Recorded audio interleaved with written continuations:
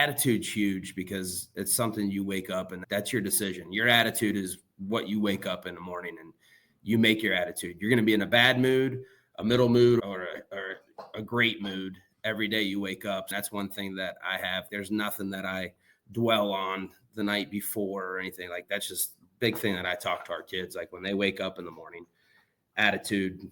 614 Headsets is proud to be sponsored by Fundraising University Ohio. Fundraising University Ohio offers a variety of fundraising efforts that helps football teams run profitable, effective, and fast-paced fundraisers designed to raise the most money in the shortest amount of time to reach their fundraising goals. Fundraising University Ohio is locally owned, operated, and with their 6-step blitz system will help your team maximize profits. Brent Maxwell with Fundraising University will sit down and help you strategize and execute your fundraiser. If you're interested in us running a fundraiser for you, please contact Brent at the letter B, Maxwell at fundraising.net or 740-501-8946 to learn how you can get started with fundraising. It's a good win. There's a lot of people. It's like Woodstock, except everybody's got their clothes on. But eat a damn snack. You're like my wife when you get in space. You just get lost. It's ahead! Short steps are better than long steps. That's the only time in your life you're going to hear short is better than long.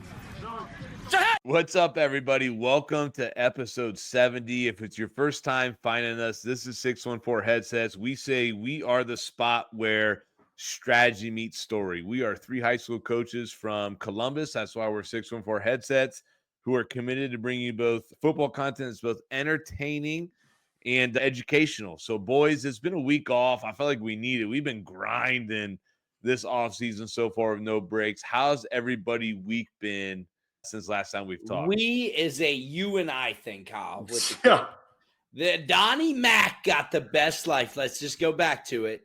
This man comes home from work and he's never changed a diaper. He doesn't have to do no bath time. He don't got to take him to ninja class. He don't got to go to doctor's appointment. Life's been crazy because thankfully, though, we got 2 healthy kids, but it's been wild. But I needed that week off last week. Yeah. And I was texting Kyle a little bit about it, but I didn't text Donnie because he would have never understood.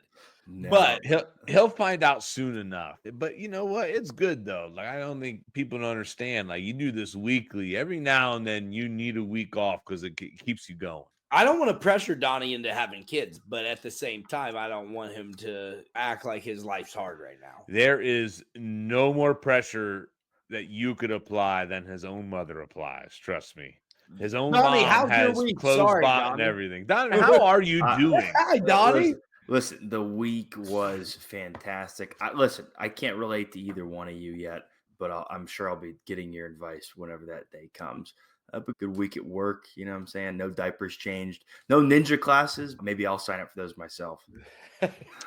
Which is great because the fact that you have all this time, I can't wait till I give you your portion of the playbook to transfer. I saw the message today. No excuses. I saw the message today, and I'm like, what?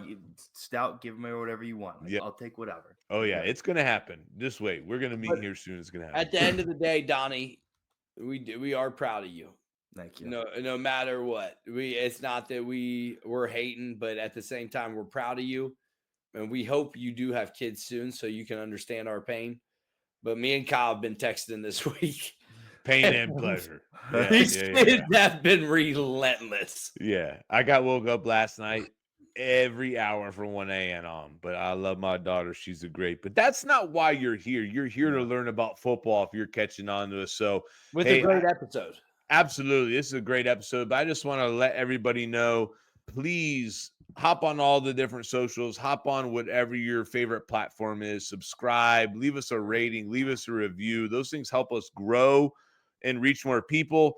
I thought one of the coolest things was when I was at the Glazier Clinic this past weekend, when I got done talking, just hanging out around the elevator and different people who had actually listened to our podcast before, and they're like, keep it up, it's great. And I'm not saying it was everybody, but we're talking about a couple conversations. But it was super cool that like people from like outside of Columbus follow what we're doing and appreciate it. Whether you've done it yet or not, hey, give us a subscribe, give us a follow. doesn't cost you nothing. Help the brothers out. You know what I mean? Donnie, what are we getting into today? We got a great conversation with Coach Kuhner out of Canal Winchester. Really just talking, it evolved from just straight culture and the goal setting process to his history with coaching when it came to setting goals, when it came to setting expectations, building a winning culture. So I think this is an episode that everybody's really going to enjoy. I know Coach Sayers has some background with him, but it was a really good 45-minute chunk of football and culture knowledge when it comes to building a program and maintaining a program. And I tell you what, we need this next segment, right, Sayers? We've been in the trenches, baby. You and I both need this max effort locker rocker, something that's going to get the boys fired up to keep battling. Rock me. Let's go. Hey. I don't know if that's the words. All right. Football coaches, listen. Rock me. Yeah. That's not going to be how this segment continues, okay? Football coaches, listen up. You spend hours in the weight room and on the field pushing your athletes to be their absolute best. Are you fueling their bodies with the right supplements to maximize performance and recovery? Max Effort Muscle provides safe, trusted, and effective supplements designed specifically for athletes, trusted by Division I strength coaches and top college programs across the country. Their lineup includes everything your team needs to train harder, recover faster, and perform at their peak, from whey protein, amino recovery, creatine, and NDR hydrate. Yeah. And listen, everybody knows football is won in the trenches. Don't let poor nutrition be the weak link in your program. Reach out to them today and get your team on Max Effort Muscle. They work with pretty much any team, regardless of size, any budget that you have. Visit maxeffortmuscle.com and email Tyler Treadway. His email is treadway@maxeffortmuscle.com to learn more about team pricing, partnerships, and get a custom package made just for your team. And I think we got to dispel the rumors, right? Like, you think Max Effort Muscle, you think team package, you're not even able to afford it. The minimum's $250, man. That is so small. I'm going to be a live walking billboard of Max Effort Muscle, because Good stuff. You see this transformation of this body by that Friday protein powder night. is nice. And hey, Kyle, don't say I see your face right now. In August, when we get to August, when you see me on a Friday night looking rocked up in my polo, you're going to be like, I need some Max Effort. The s'mores whey protein is just it's great. Here's but the bad thing, though, Kyle. You're not taking the creatine. You're just taking the protein getting fat. You need to get no creatine. I want the pre and I don't need the creatine. No. You need the creatine. I might. You're right. At this point, I probably do. But that's not what this... Your wife said you need testosterone. I probably do. You're right. I'm about the fringes here, boys. Hey, 37 next month. But hey, Donovan has the locker rocker, and in your words, he's gonna rock us. Let's go. Yeah. Hey, listen. Despite the fact that Coach Stout asked me 2 or 3 times if this was original, which it is, I had to ask. The kind of phrase that I had for this week was, don't rely on luck, be mindful and purposeful with every action. I think this is for us as coaches, but for generally speaking in life too. I think oftentimes in life or in football, not that you sit there with the thought of like, all right, this is luck's going to be involved with this. It's not that thought. It's oftentimes, I think in life and football, we think, okay, this is just going to work out. Like you got some feeling you think is going to happen. Like you think, oh, it's just going to work out one way or the other. And sometimes it does, and oftentimes it doesn't. You think it's kind of luck versus it doesn't. And I think that's where that line needs to be drawn of, okay, don't let your journey in football, in life, rely on like that some semblance of luck you think you have. Attack whatever your mission is. Like my big thing with my career outside of football is, okay, don't let this career journey that I have for work be determined by just like the random placement or luck. Do my best to put my mind towards what I want to do. I think even personally, and Stout, you can probably relate to this, but our first 2 years together at Guyana, we had I, as a coach, walked into a situation with just ultra talented linemen walk in for year one as a coach. And a lot of that group returning, and a lot of it was just the self-made of, okay, this is what you walk into, this is what they get, and it rolls over. Versus last year, we had some struggles and ups and downs. I think some of that was my mindset of like, okay, it's going to work out one way or another. And sometimes it didn't. And that was a big shift for me of, don't let that process just roll into the table. Attack it with whatever purposeful actions you can come up with and whatever mindful actions you can come up with. So that's my message of football, life, career, however you want to take it. whatever fits in your journey the best. Attack the day, man. I love That it. just rocked us. Yeah, it did. You got me rocked. Let's get in this episode. Let's go. Excited for this episode, man. Episode 70 with Coach Kuhner, a guy I met early on in my career, like real early, obviously. Being at Pick North with him for a second there and then being able to just be friends with him throughout it. Coach Kuhner, excited to have you on. I feel like you're like one of those guys no one hears about or hears from in Central Ohio. That's the funny thing. Everyone I've talked to when I'm like, all right, we're getting Jake on, they're like, dang, no one's ever seen him on a podcast. About right. About right. Talk about where you've been, Jake. Like, how did you get to this spot in Canal? Just getting out of college. Obviously, I grew up in Pickerington. I graduated from Pickerington in 2003. It was the last time it was a single school. So just Pickerington, not Pickerington Central, not Pickerington North. When people say that kind of stuff, I'm from Pickerington. And I went to Pickerington Central just because of the school. But going into college, I played 2 sports. I played football for 3 years and also was on the track team through the javelin and pole vaulted for Miami of Ohio. And then Ben Roethlisberger. The javelin is the craziest right, thing. baby. Right. He looks like a guy that threw it through somebody's chest. Yeah, killing people I'm with being the honest. Like, he just has that little itch to him where, like, wrong thing said and that javelin's going through somebody's chest. I wouldn't trust him with one. It's a while ago. But yeah, but my first year was last year with Ben Roethlisberger. He got us a MAC ring, ended up we were top 10 AP there. And then after graduation, ended up getting a job over at Whitehall. Greg Lar called me up. They had a special education job open, and he got me on over there. So I spent 2 years over there with Coach Lar. My first 8 years out of high school, I coached football, wrestling, and track. So I was on it, coaching 3 sports. Played 3 sports in high school at Pickerington. But I love sports, but I loved football. Football was by far my most favorite thing to do. If I was smart, I probably would have gone Division II or gone to a smaller school and just played for fucking 6 years if I could. Excuse my language, but, that didn't happen. Came out, and then one of my buddies was going through a rough time over at Pickerington.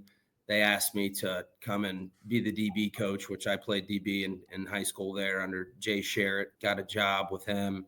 Jeff Lamonaco ended up being the D coordinator there. Now he's the head coach. Jeff taught me a lot of stuff about defense. Growing up, I was there for 2 years. Jay and I didn't really see eye to eye on a late night out and got let go from that job. Went back over to Whitehall with Coach Lar. Then he ended up actually coming to Canal Winchester to be an assistant principal, and that opened up my first coaching job over at Whitehall. Ended up getting that. Was at Whitehall for probably 4 years as the head coach. We ended up winning the MSL for the first time since 1982. Then tried to get back home. Became a head wrestling coach at Pick North. Was the defensive coordinator over at Pick North under Nate Hillerich when he first got in there. Obviously applied for that job, didn't get that. Nate got it. Pretty much told Nate that I had 1 year before I would go out and go search for some things. 2017 year was a hell of a year. Jimmy Wyrick, Ben Johnson, and a lot of the Alex Williams. We had some dudes on that team. People forget Jimmy Wyrick was an absolute dog. He was like, you go back, if you've been around here and you've been coaching and you go back and you remember that time and you watched him, it was like Johnny Manziel reincarnated high school. Like his tape and what he could do it's crazy. He had some guys there, man. We had Wiley, we had Carter, we had Kessel that ended up walking on at Ohio State. But that was a hell of a team. We had a great team. Nick Giardini at linebacker.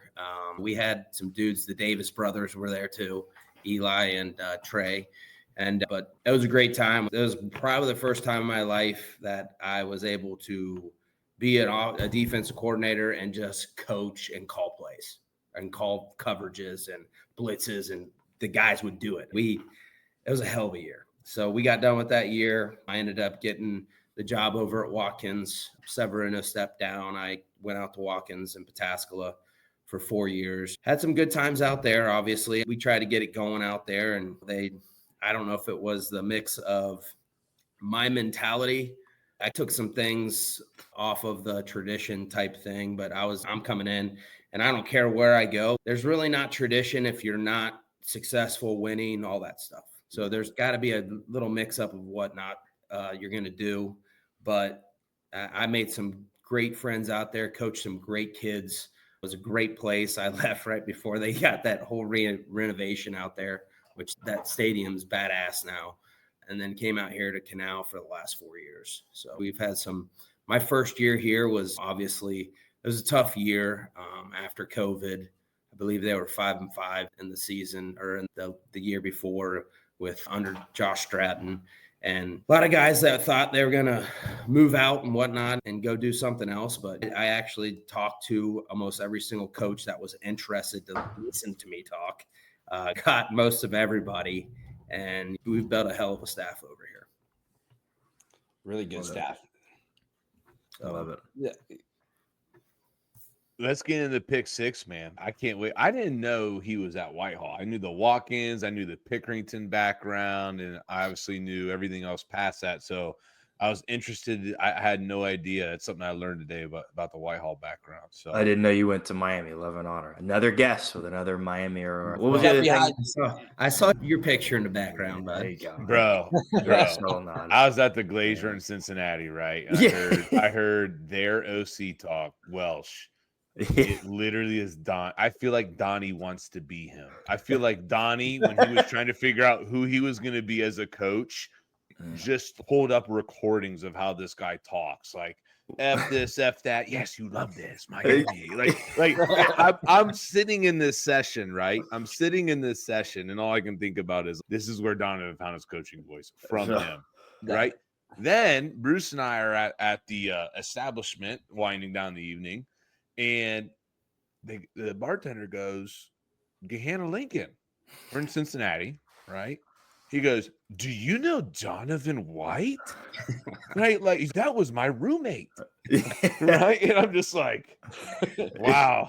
Feel sorry for you. But I the Miami, the everything, like, enough, right? I hate people from Miami. They're just like a weird cult, dude. That's right.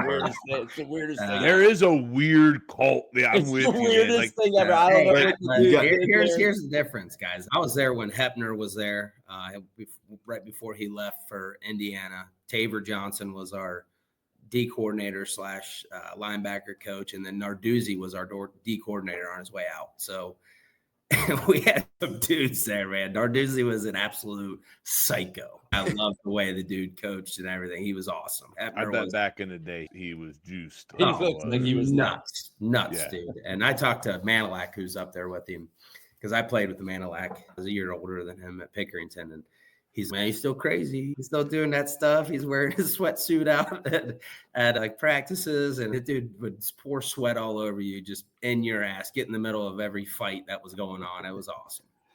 That's so funny. Such a small world too, though, with Manilac, because he coached me at ODU then. But let's get into this Pick Six segment.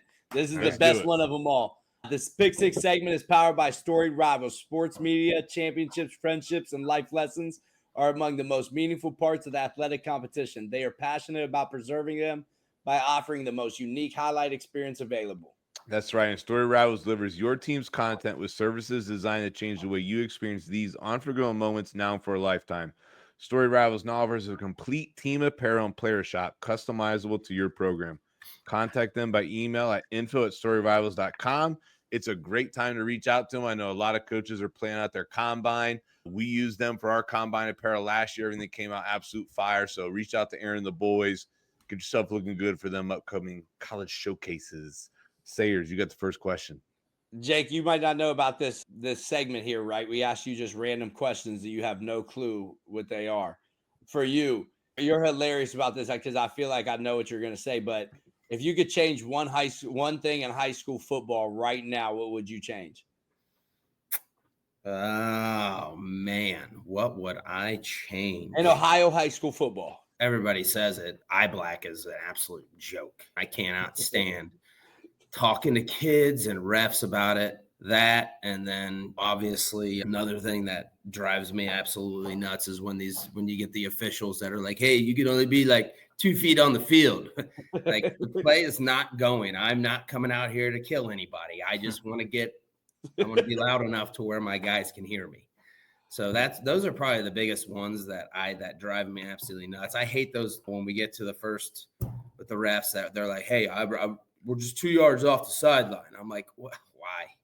I honestly thought, Jake, that you were going to talk about the transferring and the rules. Jesus, we don't. Hey, listen, well, we don't want to get you into that. Is that a rule? Wait a second. Hold on. Is that a rule anymore? I didn't know that was a rule, guys. Other states, like I thought it was interesting. So like when I was there, Indiana and some other states have just giving kids a one-time whatever. I don't know. I don't know if anybody from the OHSAA is going to watch this, but we're not checking anybody anyway. So who cares? At the end of the day, like nobody gets checked. It's very few and far between. And it's if you get turned in and all that business. I don't know. I could go on for years. Transfer rule, the transfer rule. God, it drives me nuts. I will say I am for Pickerington. Yeah. No transferring out there, guys. Come on. There's a very unfair standard when it comes to how close you're on the sideline. Like some of these coaches, they could get away with anything, and there's other guys that toe touches past, and they're all over them. It can get ridiculous. It depends what type of coach you are. I think it depends on what coach you are, what league you're in. I feel like for you yelling, if you're a loud, animated coach like myself, and I'm not even yelling at the officials, I'm yelling at my kids. They just feel weird about it, and they're like, "Get back!" I've had a few though that are awesome. Yeah. There's one in this conference that gets away with anything, and I'm not even going to say what. Yeah. So we'll just keep moving on. Coach, I'll give you my first question. So random, but if you could only listen to one song for the rest of your life, what song is it going to be? Oh God, tough one. It's probably something by Lil Uzi Vert or somebody like that. I'd say either What It's Like or Wonderwall from Oasis. I could listen to those forever. Oasis. I got this kid in class. She loves Oasis. She came in an Oasis shirt, and I was like, deja vu. I'm like, Oasis. She goes, yeah, I'm going to their concert. I'm like, oh my God. I think I hear Oasis, and I remember like the senior slideshow going across the announcements. Today is when did you graduate, Stout? I was 2006. So shit. So you guys are all pretty young. So what do you mean, bro? We were in high school at the same time. Yeah, like you graduated 4 years early. You say because I graduated. You were talking about 2003 in high school. I was in high school. I was a sophomore. We ain't that far off, brother. Hey, look, I'm pretty far off. I'm not gonna lie. Yeah, yes, you are. I graduated in 2014. That's a little different. Yeah, I'm right there. And you said Oasis. I'm in there. I'm with you. We're in the same. I've never even heard an Oasis song. That's why I'm like, I can't even. I know we play it right now. We get hit with copyright, but we play it. Oh yeah, baby. Right, I thought it was gonna be like Down with the Sickness or something. I thought that's what he was gonna say. I never would have thought Oasis. You're gonna listen to it for the rest of your life, guys. It's easy going. Sayers and I'll have to look them up. Yeah, we'll put that in the group chat tomorrow morning. Coach, favorite food or spot around Canal? A lot of people live there. I've got a few friends that live there. And the Venture over there. What's your favorite spot around Canal? He lives at local cantina. He's a regular. Yeah, my favorite actual bar, I would say, would have to be the Ugly Mug over there by Kingy's. But local cantina, we go there all the time. Not a big Shades guy, but I like Shades. They close at 10 though, so that's where they lose me. Jake's a late night and Homestead's pretty sweet too. That new Homestead place. That's nice. But yeah, I'd go to a lot of places around here. They closed Grapevine, which wasn't a bad joint. The Sweet Harmony. Have you been to Sweet Harmony? Yeah, Sweet Harmony's cool. They got good drinks in there. It's a real hipster vibe, though. You know what I'm saying? Yeah. I like it. Yeah, no free shout outs, man. They're not paying for ads on this podcast. We could have just lived with one. Go ahead. Let's get this next question. Yeah, it could have lived with one. I'm not giving everybody ads. Let's go. Yeah. All right. Coach Kuhner, for you, this is why I asked this earlier in the show, and it'll make sense, is how old you were at Whitehall, a 29-year-old you. If you look back right now and you were able to go back and just tell the 29-year-old Jake Kuhner something, one word of advice or something, what would you tell him? One word of advice. Not hire you and then you leave. 29, relax, Kyle. 29. Probably the biggest thing, I thought everything back then was the effort that you're putting in and the time and all that stuff. I think the big thing that I'd like to go back and talk about is attitude and effort with the kids, not so much myself and that stuff. We harped a little bit on just being relentless and tough and that kind of stuff, but it was attitude's huge because it's something you wake up and that's your decision. Your attitude is what you wake up in the morning and you make your attitude. You're going to be in a bad mood, a middle mood, or a great mood every day you wake up. That's one thing that I have. There's nothing that I dwell on the night before or anything like that's just a big thing that I talk to our kids. Like when they wake up in the morning, attitude, their attitude is their decision. So I like that. Coach, my second question is still a little random. You have to pick between never watching TV again or never listening to music again. Which one are you doing? Jesus. Your wife wrote these again for you, didn't she? No, the first one I came up with myself. The second one, I was hate a to joint say it. venture. It'd probably be. It'd have to be fucking listening to music. Never listen to music again.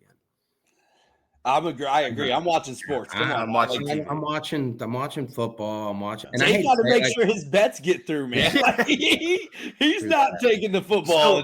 Still listen to the games. You can go on the radio. No, that's not. I know one wants to listen to same the though, game. but that's not the same. But that's another thing is, and even when I get home and everything's done for the day, that's like my zone out time. Like I don't feel like talking to anybody. I don't feel like doing it. Like my kids are go down, my 8 to 9 hour is just, hey, I'm not saying a word.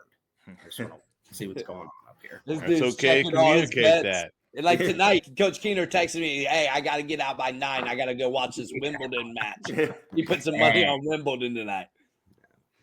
Coach, I got the last question. What's the best piece of advice you've ever received from a coach or about coaching? Oh man, the best piece of advice. This kind of goes to the classroom as well.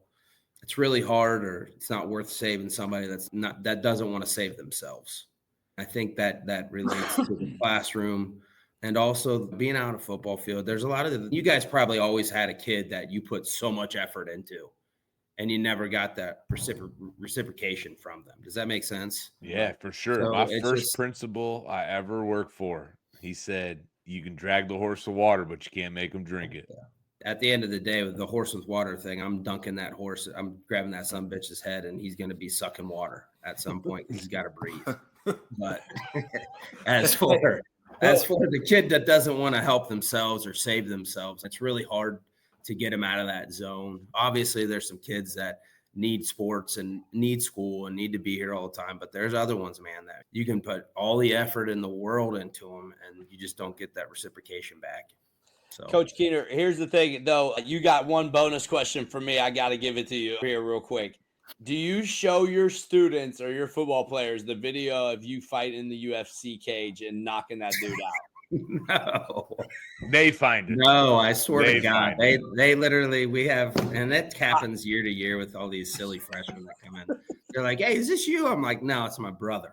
Like, it's my brother." Right? So, yeah, they find it for sure. You know, hey, I looked at this video before. You see the views. Coach Kuhner's pulling that video up every year. It goes up 4 views a year, and that's because every quarter he shows his new class coming in.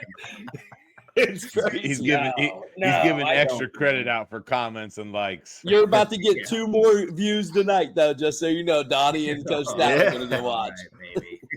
Right, Let's get into this. We need all the time in the world. Let's get into this. All right.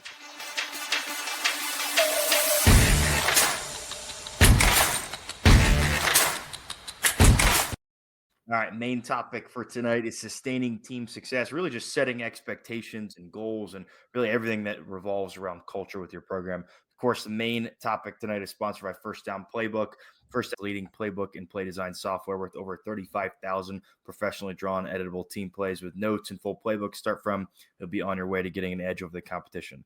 First Down Playbook could be your entire team manager system with the practice schedule, scripts, custom quarterback wristbands, and more. And if you use the code HEADSETS25, you get 15% off of the already most affordable option in today's game. You can also just mention our show, find it in our show notes, find it on Twitter, everywhere across our Twitter page, you'll be able to find it. Coach, going into this main topic, I think just looking at the beginning of your offseason, as you roll year to year after a season, what's your process for, it can be reevaluating a culture for a team. One way that we've looked at it, at least at Hannah, what's a new way to reinvigorate with competition, just to refresh the program year to year. What's your process with that from that standpoint? We get feedback from our players after season, usually our underclassmen, the guys that are going out. We will have conversations with our seniors. Hey, what'd you like best about what we did as a program, and kind of keep that stuff. But I think the biggest thing is looking at the guys you have coming back. Everybody, you want to say reload, not rebuild. We never want to rebuild. Nobody wants to rebuild. There are times where it's tough, and I thought we were going to have to rebuild pretty heavy this past year. But I think the biggest thing is getting that competition in the gym, whether that's tug of war, one-on-one, guys staying, like we have a turf room in our weight room, and we get guys in the middle of the C-dub, and we let them, like, not sumo, but it's pretty much sumo. Whoever gets thrown out rolls, aces, any of that stuff. But anything, team finishers, I think that's a big thing too, like having the guys in front of each other, given everything that they got. So our team finishers are like burnout sets of things, and everybody's hitting them. Everybody's on the same clock. I think the biggest thing is just looking at our players that we have coming back and what we need to hone in on. Like last year, our biggest thing was we came up with the word unite. We do come up with a new word each year, singling out those guys that need that extra push and that reminder, hey, whether it's being less selfish or that thing. But I think we get that word in place, and then the competition at least once or twice a week in the weight room. We go 3 days a week. Some people go 4, but we're strictly 3 days because we want that day of rest and guys to come in fresh, just getting them going in the weight room. I think weight room culture leads the way to the summer at the end of the day. Coach, I was going to say, that was one of my questions I was going to bring up is, you talk about picking a word. How do you guys go about that? Do the coaches pick that word? Do the players pick the word? Or do you guys collaborate together with just seniors? Because I know for us, like at Northland, like we meet as coaches and come together and we think of what we need for the year. And then also now I go to the seniors and I take that with them, and we want them to be a part of it. How do you go about that? Correct. We've given it to the guys at times. Obviously, my first year coming in and not knowing many of these guys, I think what I did at Watkins and a couple other places, I think that big word coming in is you're committed to yourselves, each other, the program, and really the new guy coming in. So I love starting with committed when I first come into a program, because when you talk about commitment and spending time around each other, it's huge. It's a big deal. And the second one was discipline, because we had some crazy birds that were coming back after my first year on the team. We had a couple of flags and some stupid things that happened. We based discipline off of whether we're in practice or in games. Like, big thing about discipline was the penalties that we had my first year here, being disciplined during games. And even when we get past these words, we always go back to them. Some of the things that we're building on these words. The year before was believe, and that was the year that we had our best year ever here at Canal. Most wins in school history, went the farthest in the playoffs. But if these guys could believe, and we talked about believe, we talked about the word, what does it mean? Like, you can believe, like a lot of people think that they believe they're the best player out on the field. You're not going to believe you're the best player out on the field unless you're saying that out loud. And let's be honest, if they think that they're the best player out on the field, somebody's going to check them anyway within that. But them talking about it, saying it to somebody else, that kind of thing. And then this year we had a bunch of guys that were not selfish. They were me guys. They were more worried about how many touches am I getting? How many are we going to throw the ball all over that kind of stuff? And when am I going to start, or any of that stuff? But we just wanted to unite, because if we could come together this past year as a team, and we even talked as coaches, like we could have a 3-7 year, or we could go 7-3, 8-2, which we were right there. We dropped a game against Groveport that we probably shouldn't have, but sometimes we bring it to the players, especially if we're down to 2 words, and we bring it to our seniors. So if anybody's going to make a decision on that. It's the coaching staff and our seniors. And that's really how we make a lot of decisions around here. I'm not big into inviting kids into making decisions about the program and things like that all the time. We do, especially if we have a really good senior class, which we had 2 years ago. Coach, I think it's a good time to ask, what do you think, what would you say are the expectations of your program or for players in your program? We talk about 3 words every single day: attitude, effort, and toughness. So we literally harp these words every single day that we're out at practice. I don't care if it's a walkthrough. I don't care if it's we're going and banging hard. We harp those 3 words. And then obviously before game day, before we go out, I have a list of things up on a board. Hey, these are our expectations for this game. These are the things that are going to be different. And those get changed. But the attitude, effort, and toughness part, if you can give me that, and at the end of the day, let's be honest, all 3 of those things are what these kids can control. You know what I mean? Yeah. So that's what we look at. And I'm not expecting you to go out and run a 4.2. I'm not expecting you to squat 500 pounds, bench 400. But as long as you're giving me those 3 things on a daily basis, you're going to become a better person, player, teammate. And it just all rolls into the things that we do with our kids. Even if they're out there begging hard, huh? Oh, God, yeah. They control that. You control it. Yeah, absolutely. Has that changed, though, Coach? Like we talked on here a second ago, and I think sometimes expectations change. You talked about when you first came in, I think you said the year before Canal was like 5-5. Has the expectations or the way you communicated things changed from day one until now? Yeah, my first year here, I was not pushing, hey, win the OCC kind of thing, make a regional. Those are our goals now. 2 years ago, obviously, we won the OCC. Last year in our new league, we got second. But even if we're right there, but the biggest thing is with these guys is, and I think kids, I think the more that you get this stuff, them thinking about this stuff, it's important to them, especially if we're harping on it every single day. Now, I know practice, and everybody knows practice can get monotonous. It can be crazy. We won't get effort. Now, at times during practice, and especially if it's early in the year, it's, hey, get your ass on the line. We're running, because nobody's paying attention. Nobody's doing what we're asking you to do. Too much slapdicking going around. And I'd say that all the time. Yeah. So, we'll jump on the line. Obviously, when I was at Whitehall, it was more of, hey, we're not screw running, because we know we're not getting shit out of these guys. Get your asses home. Come back tomorrow. You know what I mean? So we kick him out of practice. There's a couple times even talking about Cam earlier. Like, I kick Cam out of practice every once in a while, just so his little head wouldn't get big, and even though it's giant, but he listens to every episode too. I can't wait till Cam hears that. Yeah, but just stuff like that, and knowing, I guess, what you're going to get out of the kids. But we also later on the season we'll change up our practice to where we have a hit session for 10 minutes. 10 minutes, 1v1s. We're going, we're driving. Get your ass on the ball. And if we're not getting what we want, we're pulling them out and putting the next guy in. So it's a hit parade for our defense, because they can just tee off on our dudes because it's full go. And we need those days that we come in and just start hitting the shit out of each other. And it does help for a better practice. Now, during those 10 minutes, now being a head coach, it's just, I'm cringing my teeth because I don't want anybody to get hurt. Yeah. So, and depth matters. Depth really does matter, and getting somebody rolled up on something. Dude, that's the worst part about being the head coach. I'm not even going to lie. It's like, I used to, even when I was an assistant, was like, I used to dog Nate out and be like, bro, we don't hit enough. We don't do enough of this, that, and the other thing. And now I see myself like, hey, coach, can we slow that drill down a little bit now?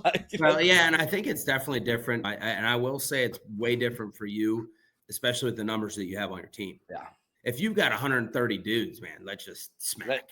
And I know they can't handle that every day, but I don't know. There's some dudes that are too special to be putting in. I'm not gonna lie. Look at them. Them guys got special guys that can handle. Look at them, little pretty boys. There's a couple Ferraris that I'm not putting in that derby. Yeah, well, I'm not wasting it in that session because I know what they can do. They don't need to be in there.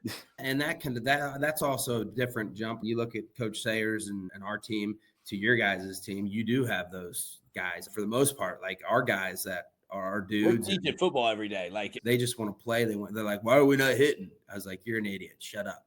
We're not hitting every damn day. Shut up. It'll be time to hit sometimes. And when you tell them like butt tackle, they're like, what the hell does that mean? The guys rolling up on each other and shit. I'm like, what are you guys doing?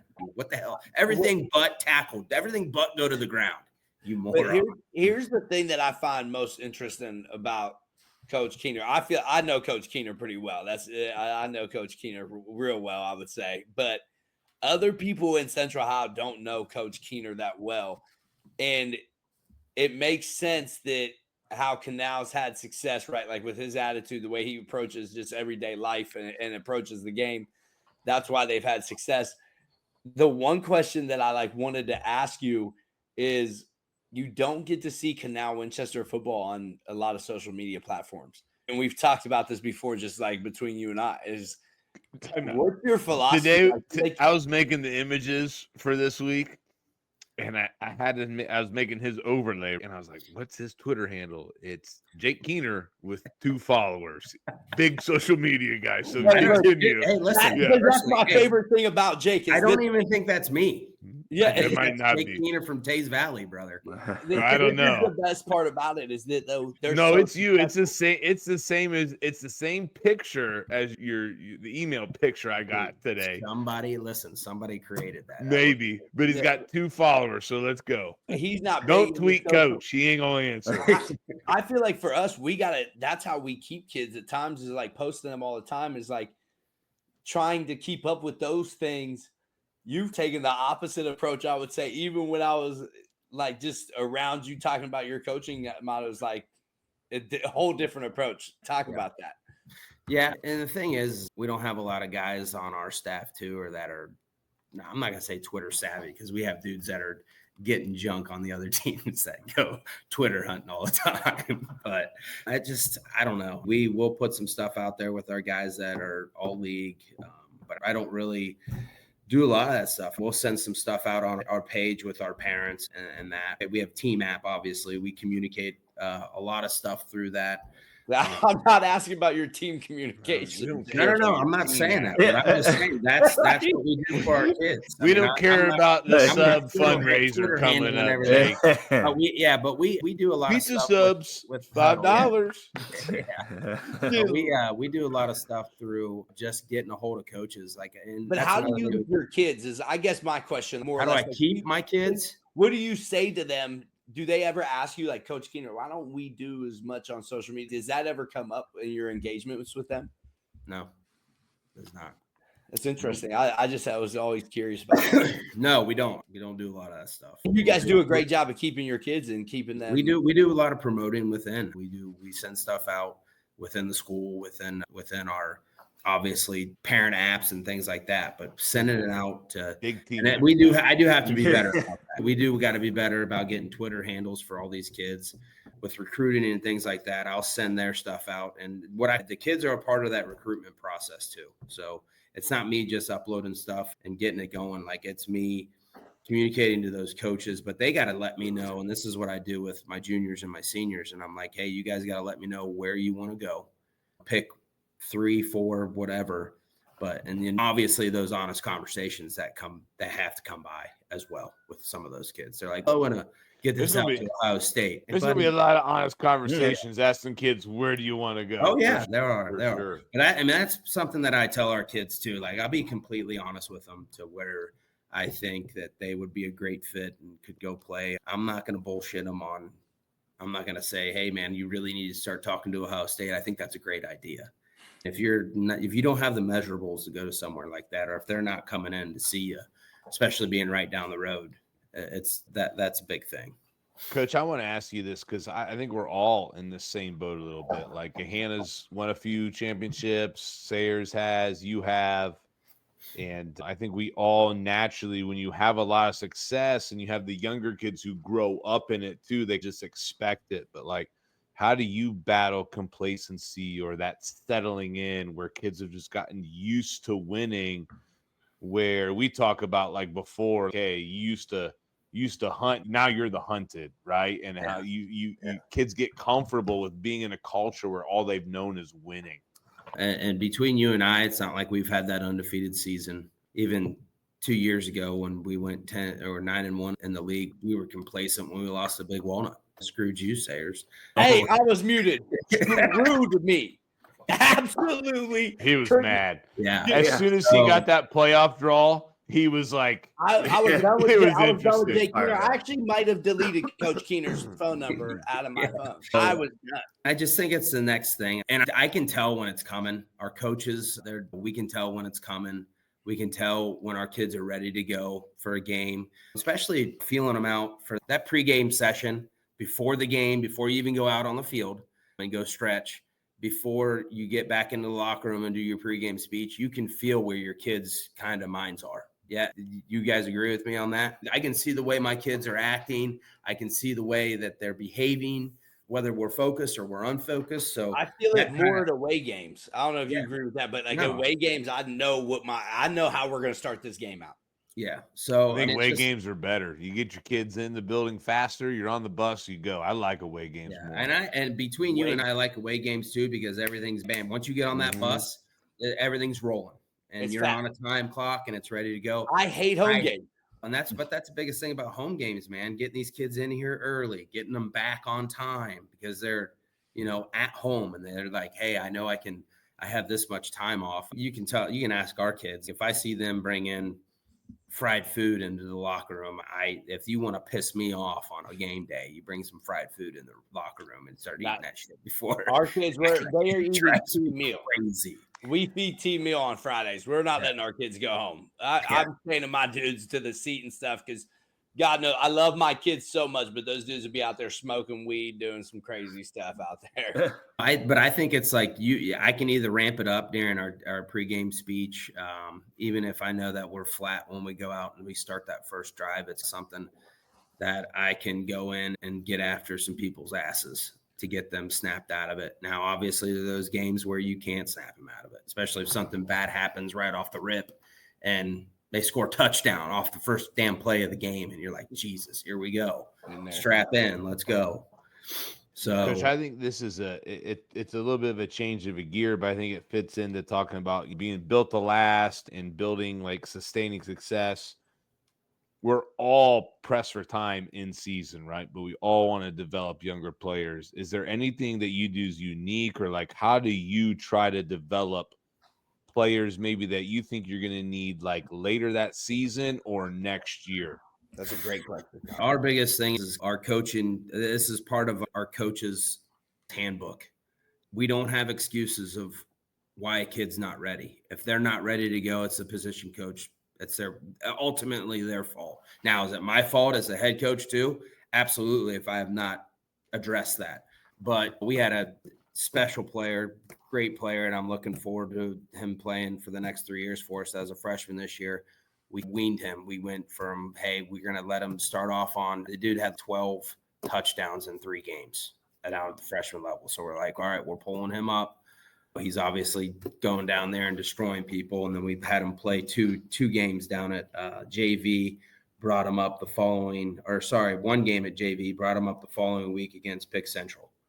It didn't start, but he had some plays, looked pretty good. And he's one of the first freshmen that we've actually brought up since I've been here. For some of the other kids, like we're analyzing who those kids are. And I'm talking about him all the time with our freshman coaches too. Okay, what do you think about blah, blah? His attitude's got to get better. And these are discussions that we have after the season, during the season, with the players themselves, because we give our kids an opportunity to play up from freshman to varsity, obviously. If they're doing what they need to do, they'll be rewarded and coming up and dressing with the JV, and then vice versa. If I have a freshman that can dress varsity, he's going to play varsity. But again, there's that. We're in the OCC. We can't. I have not seen a kid. Even you can look at Jack Sawyer. You can ask him his freshman year. I don't think he played until week 3 or 4. And 4 he might have been starting for us in 2017 as a freshman at Pick North. There's a come up and as there needs to be. But Jack was a different.